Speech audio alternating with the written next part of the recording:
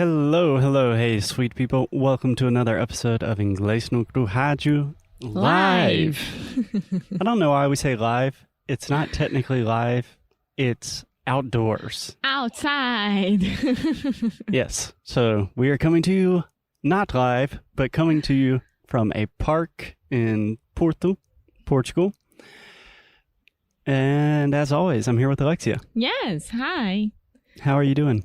I'm doing great. It's morning, like 11 a.m. in the morning, Friday, springtime. It's beautiful out here. We are at Jardim das Virtudes, which is a must-go place when you visit Porto. In English, normally we say a must-see. Yes. Must-see. You can't miss it. So you guys are definitely going to hear some dogs barking, some birds chirping, and hopefully it's not too annoying and just adds to the experience. Okay, Alexia, would you like to continue our conversation talking about burnout? Yeah, I think we should. And remembering that May is the Mental Health Month awareness. Okay, so May is Mental Health Awareness Month. Yeah. Perfect. Yeah, so we already talk a good bit about mental health, but I think it's a great idea that we're actually dedicating some episodes during May to address things like burnout. Mm-hmm. So in the last episode, we just kind of gave a brief overview of burnout. What are some of the questions you can ask yourself to kind of understand if you are experiencing burnout? And today, I thought it would be good to talk about some of the risk factors. Yeah. Do you understand what I'm saying when I say risk factors? I do, but I think you should explain either way. Risk factors. Hey, there's a little lizard. Where? Oh, I saw a lizard. Ah, yeah, that's true. Ooh, Yeah. That's nice, but it's not here. Yeah. So this is a podcast. This is audio, but there's a lizard, a cute lizard close to us. Yeah, lizard is lagarto. Yeah. Okay. Risk factors. How would I explain this? Do you know how you would say this in Portuguese? Fatores de risco. Yeah, I think it's just easier. It's the same thing. Things that put you at risk for potentially experiencing burnout. Yeah. Okay, so Alexia, can I give you a few potential risk factors and see how they identify with you? Of course. Okay, risk factor number 1. You identify so strongly with work that you lack balance between your work life and your personal life. More or less, I'm not that much. For me, that is a big check. No, for me, I know how to deal I know how to deal with it better than you do. Yeah, well, I'm setting the bar pretty low. No, you're not.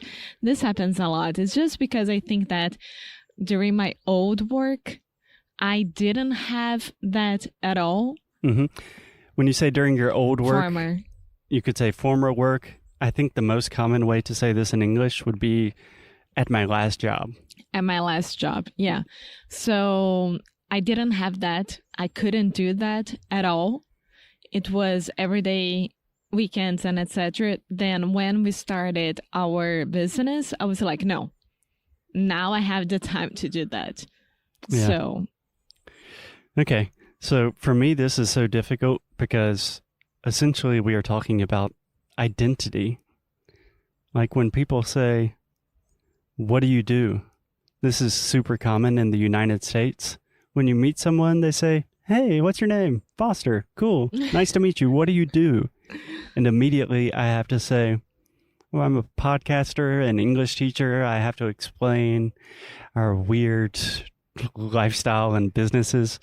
Yeah, it would be much easier if we just had like lawyers. Yeah. But for me, it's something that's very tightly connected to my identity. And it's really difficult for me to disconnect those things. Does that make sense? Yeah, of course. So I think a lot more people during the pandemic are experiencing something similar to this, because now a lot of people are working remotely, they're working from home, and the line between work and personal life starts to get a little blurry. You know what I'm saying? Mm-hmm. Because if you are working from home and you don't have the routine, and if you don't understand that you need your space to work and you need to like stop, have lunch and take a break and etc., you will easily fall into this spiral. Spiral. Yeah, good word. Okay, would you like to hear risk factor number 2? Yeah. You have a high workload, including overtime work. So essentially you work too much. Yeah. I wouldn't say like overtime, like over hours, but yeah, every single thing that we do is a lot. Yeah. Maybe because we are the ones that we had to put our voices out there and our faces out there, and everything is like related to us as people, you know? Yeah. As individuals, and then we are having this pressure. Yeah. For me personally, I don't think it's a question of working too much. For me, it's more like the identity separating work and personal life. But I think in general, most people work way, way too much. And I think that's just a problem in society. Yeah. I'm thinking about my brother. Hey, Camden. He's been on the podcast before. I hope he's not listening today. But he's a lawyer, and he works way too much.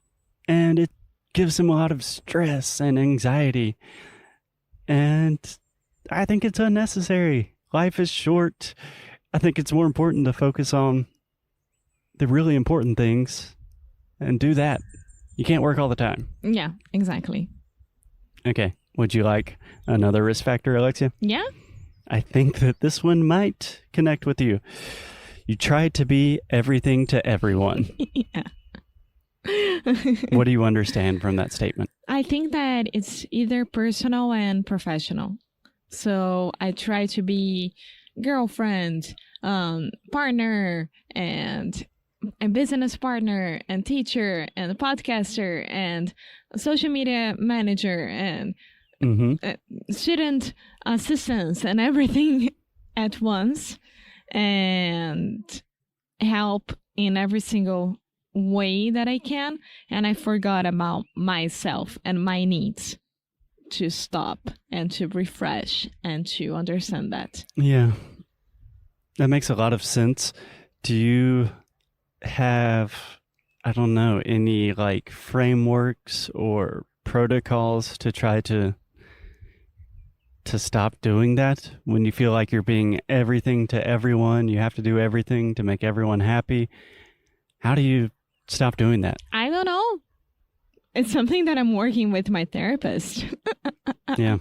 But it's a process. I think that I got better. I am much better at this than I used to be. But yeah, it's a process. Yeah. Okay. So just one more risk factor today, Alexia. People that are have a high potential to burn out are people that work in helping professions like healthcare or teachers, education. Yes. So especially during the pandemic, people need help. Yeah. And I don't know about... Especially healthcare. I cannot imagine being a healthcare worker right now. And if you are one and you are listening to us, thank you so much. God bless you. Yes. You are doing the Lord's work, something that we could not do. Thank you so much. I know just personally as a teacher, it feels like, oh my God, the world is so crazy right now. People definitely need help with their English so they can have better opportunities. So if I'm not teaching or recording podcasts, then I'm not helping people, and that's selfish. I know that's not a healthy or realistic way to think, but I think it's a true thing. I think a lot of people feel that way. Yeah, but what I try to remind myself actually, is that if you don't take care of yourself, you won't be able to take care of the others. So when you are in an airplane and they show you exactly that what I was going to safety say. tips and etc., you have to put first your oxygen mask, Yeah. and then to the other person. Yeah. Put your oxygen mask on first. I think that is wonderful advice to avoid burnout and just life advice in general. Yeah, and I think that the most important part is know when to stop. Know when your body is asking for help and your mind is asking for help. Understand that. And it's hard, but probably they are asking for help somehow. Yeah. Well, my back kind of hurts, so I think my body's asking for help. And I think that's a perfect place to stop for today. Alexia, any last words? No, just take care of yourself and put your oxygen mask first. Exactly. As always, keep up the good fight. And lose well. Bye.